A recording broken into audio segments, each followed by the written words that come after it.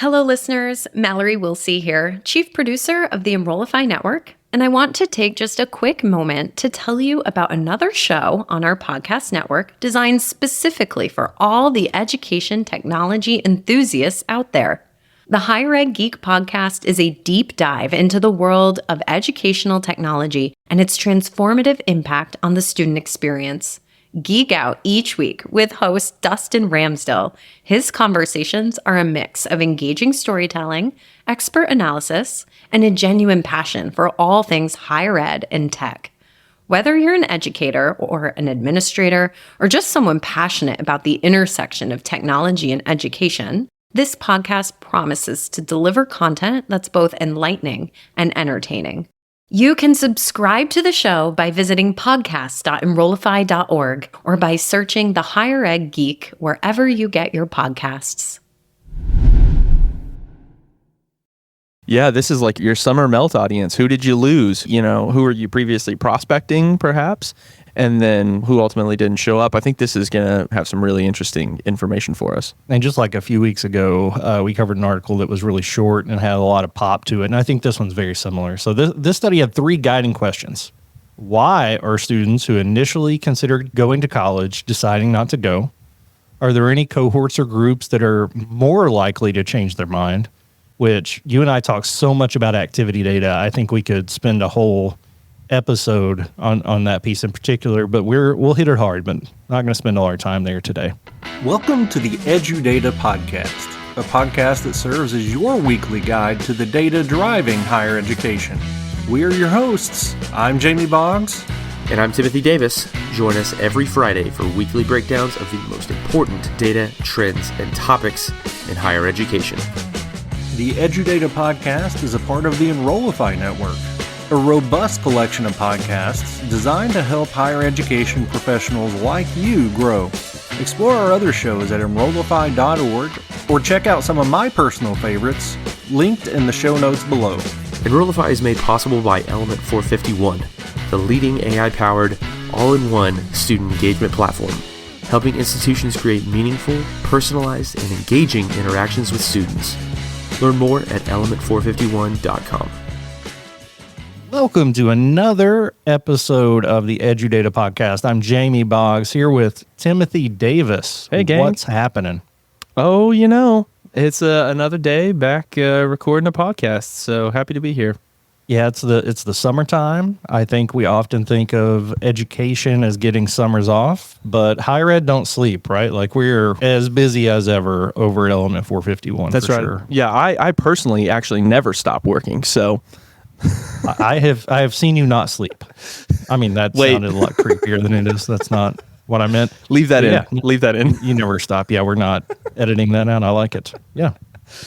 Yeah. So anyway, Speaking of not stopping, segue, today's episode is about a study about individuals that intended to go to college and then decided not to. This is a study from Art and Science Group, which is a group that does a lot of work on enrollment. So they do a lot of surveys of college seniors, incoming students, of why they're going to school, where they're going to school, what they're going to study, and those kinds of things. This is a study from the Art and Science Group via student poll. And this group normally does surveys on seniors, incoming students, about where they're going to college, why, what they plan to study. So lots of data gathered about going to college. Like I said, this study specifically is not about people who never intended to go, but these are people who said, yes, I wanted to go to college. I have recently changed my mind. And this survey was conducted in February, March of this year. So this is as fresh as you can get for data, right? yeah, this is like your summer melt audience. Who did you lose? Who did you previously, prospecting, perhaps? And then who ultimately didn't show up? I think this is going to have some really interesting information for us. And just like a few weeks ago, we covered an article that was really short and had a lot of pop to it. And I think this one's very similar. So this study had 3 guiding questions. Why are students who initially considered going to college deciding not to go? Are there any cohorts or groups that are more likely to change their mind? And then are there any differences in the actions taken and resources utilized between those planning to attend and those who change their mind? which you and I talk so much about activity data. I think we could spend a whole episode on that piece in particular, but we'll hit it hard, but not going to spend all our time there today. For sure. We do love some engagement data, and they provide some. I appreciated that, like looking at the different actions that can occur throughout the recruitment cycle. And so, yeah, we got a lot here. Yeah, they gathered a ton of data, and everything they show here is fantastic. And I'm sure there's more to come as it comes from this particular data set. But to kick it off, why are people not going? So last week we covered why people are late dropouts. These are essentially late non-goers. So it's I don't know, there's some symmetry in their position in life there. So we're measuring what did it have to do with financial issues? What were the other factors? But the primary question was, what are you going to do now if you're deciding not to go to college now? 53% said, I'm going to end up going to a 2-year college at some point. That's my plan. 24% said, I'm just going to take one term off. You hear people, I'm going to take a gap year, a gap term. I think that's more and more common. And I would love to, I'm sure they're out there, I'd love to see some studies about what people say they're going to take a gap year and actually end up going to school. But that's, again, another idea for an episode.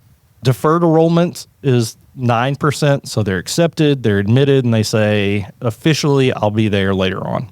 So there's a difference between just taking a gap year and deferring enrollment. As noted there, you're actually committing to come. And then only 3% said, you know what, I decided not to go, but I'm never going to go. And that to me, I don't know, like you're 17, 18, I think we always think our decisions are permanent decisions, but I expected that to be much higher, even for people who would end up going later. I expected that to be 30 or 40% of people saying, no, college ain't for me. Yeah, I mean, I think that like just the discourse around higher ed right now as people, talk about the different programmings that higher ed should offer, what higher ed's role looks like moving forward, how higher ed needs to transform or if it needs to transform at all. There's a lot of discussion around that. And, I think we point to cost often as, one of the main drivers of students not wanting to enroll in courses anymore, pursue 4-year education. But yeah, I mean, of this audience of students who had previously been interested in attending a 4-year institution, only 3% said that they're not interested in any college at all. I think that that's a really positive indicator. I think that for that audience of people who see value in higher education, or they're not abandoning that sense of value, they're not changing their minds about whether or not they think pursuing a 4-year education or pursuing college at all is valuable. They certainly do. And yeah, it looks like the majority, by 53%, the majority of the students surveyed here are not pursuing a 4-year degree. Instead, they're going to pursue a 2-year degree. Right. And that makes a lot of sense. That's what I did. I went out of high school and did community college for 2 years and then transferred to a 4-year program and finished in like 4.5 years. But hey, got it done. Hey, you got there. Got it done. Finish line's at the same place. That's right. Yeah. Tortoise in the hare, right? It's a degree. It is. No, and I think a lot of people end up doing that. Yeah. And you said an important takeaway from this article, which is the finding was that, yes, for some groups of people, the cost of college does cause them to decide not to go now. But only 4% of those surveyed, and there were almost 3,000 students surveyed, said only 4% said college is not a good value. So that means that, staggering to me again, because all you see on social media or on, I don't know, people tend to use that to complain generally, but it's college is too expensive. It's not worth it. But if you get down to it, these students say, yeah, it's worth it. I'm just not going to go right now at a clip of 96%, which is basically everybody. Absolutely. So now we mentioned that. And then on to the subgroups. They look specifically at political affiliation because there's also chatter on social media about colleges are too liberal or whatever, conservatives not going to college. This study found that, yes, people who identify as liberal are a bigger piece of the college-going crowd for this survey group, but there was no statistical significance. Only 2% of people indicated that as an important factor in their decision not to go right now. So again, 2% out of thousands of people, very small percentage of people who are letting political affiliation influence their decision. And I think they were trying to bust that myth. I think it's pretty successfully busted there. For sure. Yeah. I mean, that That is a attention-grabbing journalism tactic for sure, to mention political affiliation in college in the same headline. But yeah, we are getting a lot of good identity information from this study across a variety of identity groups, looking at charts 3, 4, and then 5, finishing up on attending by income. I would love to see, I think it'd be really interesting to overlay some of this data, looking at political affiliation across racial ethnic subgroup or political affiliation across income and comparing how those percentages shift. I think that would be a really interesting look. But we also get region and sexual orientation as these identity subgroups. And nothing huge stood out to me there, but I think you had one more take, didn't you, Jamie? Yeah, and it's just the fact that nothing stood out. It's as expected. It's the low socioeconomic status individuals that are choosing not to attend. It's traditional groups that are marginalized. It's exactly what you would expect of, unfortunately, our society, of the people who tend to stay in the lower tier and not get as many opportunities are the ones that are making this decision not to go to college. So if anything, this kind of reinforced what other research says, which I think is strong. Absolutely, yeah. I mean, I think it maybe adds validity to those ideas of the subgroups that we do need to focus on and do need to maybe pay more attention to, or make sure that they have the same access opportunities. Hey, it's Mallory, Chief Strategist of Enrollify. Why travel far when an exceptional higher ed conference experience awaits from the comfort of your campus or home office? I'm thrilled to announce that every single session at the 2024 Engage Summit will be live streamed. And the best part? Registration is free. Many of your favorite Enrollify creators are presenting. Maya Demishkovich and Jenny Lee Fowler will teach you how to craft an AI-powered social media influencer strategy. Jamie Hunt will help you unlock the AI revolution in your team. And Shane Baglini and Allison Tercio are teaming up to boost your productivity with generative AI. Plan out your dream conference by scoping out the agenda and taking note of the sessions you want to tune in for. Visit engage.element451.com and register yourself and your team for free today. Now, back to the show. And next, the part I know you're most excited about is the activity data. And they measured activities based on who ended up going to college and who changed their mind, and whether or not they filled out a cost estimator, filled out a FAFSA, contacted admissions, attended a college fair, took an entrance exam, SAT, ACT, meeting with a guidance counselor to talk about college specifically, visited the website of an institution, or talked with their family about college. Those are the actions we're looking at. And what we see here is just a chart of who did that and did they go to school or not. And I think there are a lot of takeaways there, Timothy. Yeah, I mean, we see that, like, of those activities, they pretty much scale uniformly in this ascending fashion. So, for filled out cost estimator, 40% didn't attend, 51 did. And then you go all the way up to talk to the family member, 92% didn't attend, 98% did, right? So, like, we kind of see the proportion of folks who did or did not attend. So there's not a ton of variance there, except for two activities. Two activities seem to have the most marginal difference between those who did not attend and those who did. And that's filled out the FAFSA and contacted an admissions department at an institution. For contacted an admissions department, 70% of the folks who did complete that activity attended, 48% did not attend. A wide gap there, where others are showing like a couple of percentage points. That one we're looking at, double digits. And that's found to be statistically significant. So that is like the model shows absolute correlation or a relative impact made by that here. It's same for the FAFSA, right? 44% did not attend, 73 did. So the widest margin there being filling out the FAFSA. While that's, maybe looking at a prior year's data, that we'll see how that Right. pans out for this year as we kind of figure out what's going on with the FAFSA. Yeah, absolutely. That's an anomaly of a year. I mean, things have been interesting for the FAFSA for this upcoming academic year, but yeah, you're right. It kind of ascends down the list that I read for both groups, and the higher the percentage of people that completed that activity, the additional statistical significance. So even you get down there to the end, almost everybody talked to a family member about college, but those who didn't was significant. that they didn't.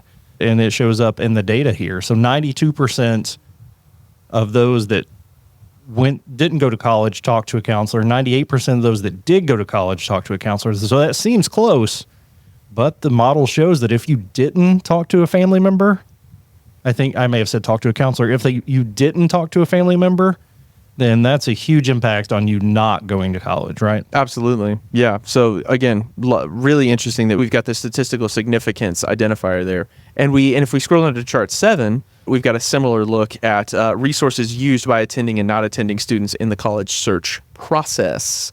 And one that sticks out to me, or I guess two that really stick out to me, that again have really wide margins, are campus visits and tours and admission staff at institutions. And I think, again, that just goes back to, like, your people on campus make a difference. They create campus culture, and they move the needle when it comes to getting kids to enroll at the institutions. So those are the two that really stuck out to me as enforcing the value of our people on campus. Oh, absolutely. And I know you and I are big advocates, as is all of Element 51, of AI, but that people component, the quality of the individuals that you have on your campus to recruit and talk to students is, it's measurably a big deal, right? As we see here. My final and probably biggest takeaway from this, Timothy, is you and I are big activity data fans. We put that in all of our models. We think that's better indicators than just demographic stuff. But how can we interpret things like this? If we see that 83% of people that went to college took the ACT or SAT, but only 69% that didn't go took it, are we to interpret that as, if you don't take the tests, you're less likely to go to college, or you've decided not to go to college so you didn't take the test? I think the input-output question is highlighted by this, and they own it in the study, and this is a problem for every study ever done. But if we're trying to show causation of one activity leading to another, this just shows how difficult that would be.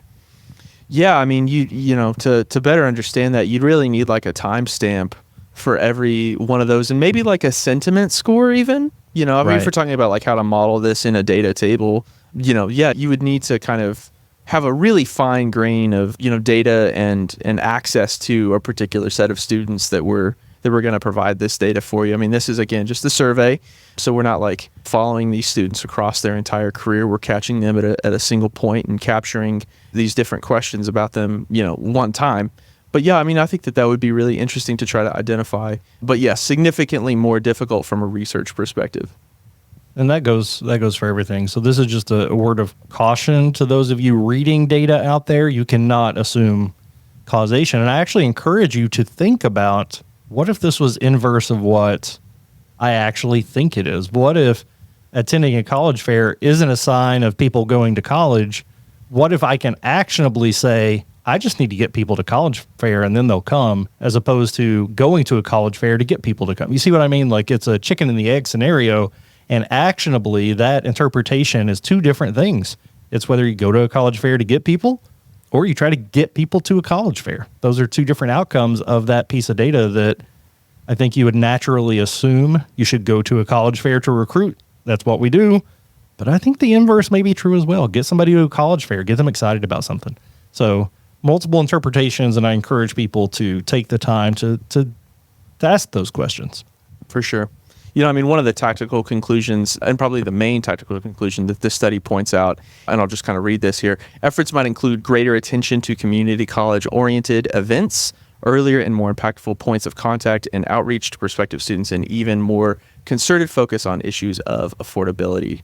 Right. So again, we noticed that of the students who are not going to attend a 4-year institution, 53% are going to attend a 2-year institution. And I think, our biggest takeaway there is that community college to 4-year degree pipeline is more and more appealing. So be paying attention to those pipelines and your partnerships with community college or with community colleges, or if you're a community college, paying attention to your partnerships with 4-year degree institutions, so that trajectory makes sense and is possible for more students.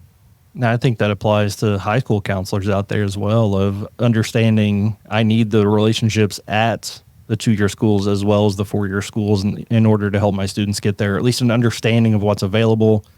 if somebody's interested in studying something particular, you need to know what that pipeline looks like. Yes, you can go ahead and go to this university, or if you want to go and just ease your way into it, make sure it's for you, let's go to community college, save a few bucks and end up at the same place if that's where you want to be. But if you're not sure, there's this other option. I think options are key to, I think it's when we feel like we have no options, when we start to run into problems and ultimately make the decisions to, to avoid hard stuff. So that's more philosophical than analytical. So I'll leave that right there. But Timothy, I appreciate it. I found this fascinating. Again, the input-output thing was the biggest takeaway for me, but I would love to dig back into more data as it pertains to this group, because I think we look at college going versus not going, but people who change their mind, that's an important piece of the puzzle too. We'll be back next week for another episode of the EduData Podcast. For Timothy Davis, I'm Jamie Boggs, and we will see you next time. The EduData Podcast is part of the Enrollify podcast network. If you like this podcast, chances are you'll like the other Enrollify shows too. Our podcast network is growing by the month. We've got a plethora of marketing, enrollment, and higher ed technology shows that are jam-packed with stories, ideas, and frameworks, all designed to empower you to be a better higher ed professional. Our shows help higher ed marketers and admissions professionals find their next big idea and feature a selection of the industry's best as your hosts. Learn from Jamie Hunt, Artis Cadu, Dustin Ramsdale, Jeremy Tiers, and so many of your other favorite leaders in higher ed. Enrollify is made possible by Element 451, the leading AI-powered all-in-one student engagement platform helping institutions create meaningful, personalized, and engaging interactions with students. Learn more at element451.com.